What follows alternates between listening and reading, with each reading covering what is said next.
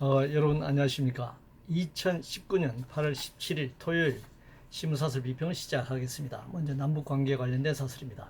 조선일보는 아무나 흔들어대는 나라의 국민은 기가 막힌다 라는 제목의 사설에서 대통령 광복절 경축사 북한과 평화 경제 하루 만에 북은 미사일 2발을 발사하고 비난했다. 동아일보는 북저질 막말에도 인내심, 국민의 모멸감은 어찌할 것인가. 한국경신문은 북의 막말 조롱과 미사일 도발 언제까지 견뎌야 하나. 매일경제신문은 원코리아 비전 제시 하루 만에 도발과 조롱으로 답한 북한 라면서 비판하고 있네요. 지난 수십 년 동안 남북관계는 맑은 날보다 흐린 날이 많았습니다. 어떻게 인내를 가지고 평화 공존을 지속할 수 있는가가 관건입니다. 그러나 남북관계는 단순히 남북만의 문제가 아닙니다. 4대 강대국과 이해관계가 얽혀있고 남한의 경우 한미동맹에서 자유로울 수 없는 상황입니다. 남북만의 대화나 협력을 진행할 수 없는 요인이 너무 크기 때문에 발생하는 문제들입니다. 조국 후보 관련해서 조선일보는 법무장관 후보까지 이 정권 부동산 의혹은 끝이 없나.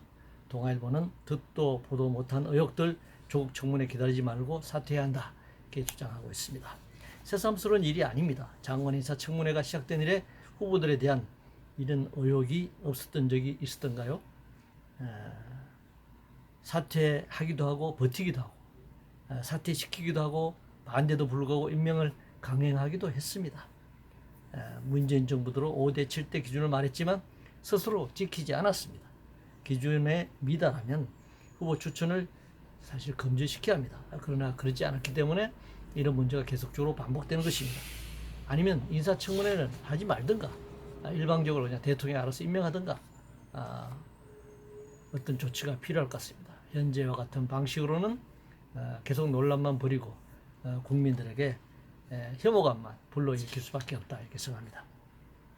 세금 관련해서 조선일보는 반도체 세금 10조 원 감소, 예산은 40조 더 늘리겠다니 한국경신문은 선심서기 쉬워도 없애긴 힘든 조세 감면 원칙 바로 세워야 한다. 세금에 관해서 사설이 나왔습니다.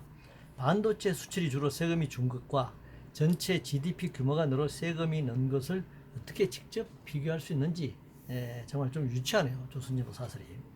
조세는 OECD 평균 조세 부담률과 비교해야 합니다. 조세 감면 원칙을 바로 세우는 것은 당연한 일입니다.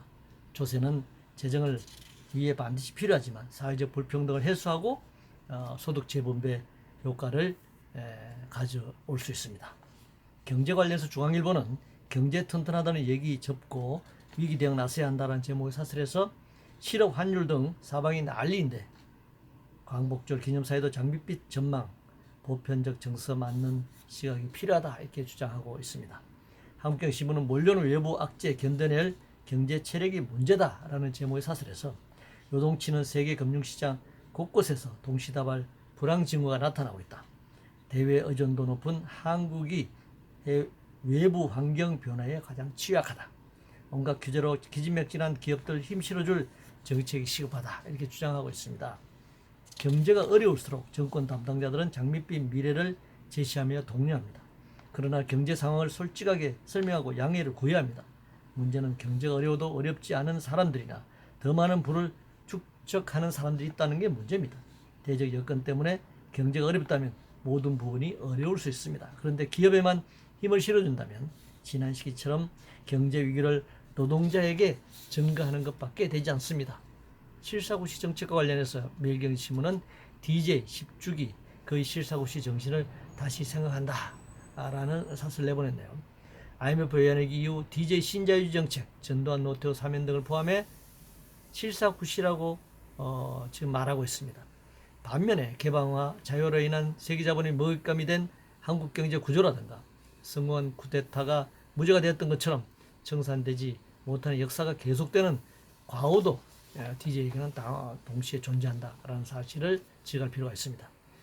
일본의 경제보복 관련해서 동아일보는 보복 닷새 전 수출 규제는 무역질서 저해 보고서 낸 일본이라는 제목의 사설에서 일본은 G20에서 표명한 것처럼 하루빨리 투명하고 안정된 무역 환경을 만들어야 한다 이렇게 주장하고 있습니다.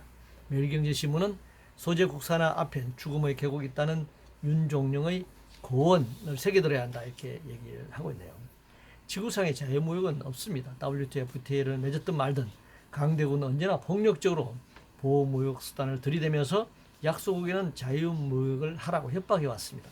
따라서 핵심 소재를 모두 국산할 수 없는 조건에서 기술적으로 한국보다 우위에 있는 일본은 자유무역 원칙을 위배하고 지금 경제 보복을 가하고 있는 것입니다. 아담 스미스는 보이지 않는 손에 의해서 경제가 움직인다고 했는데 실제 현실 세계는 보이는 주먹에 의해서 움직이는 것이도 폭력적 지배 질서에서 움직인다 이렇게 얘기할 수 있습니다. 이상으로 2019년 8월 17일 토요일 신문사설 비평을 모두 마치겠습니다.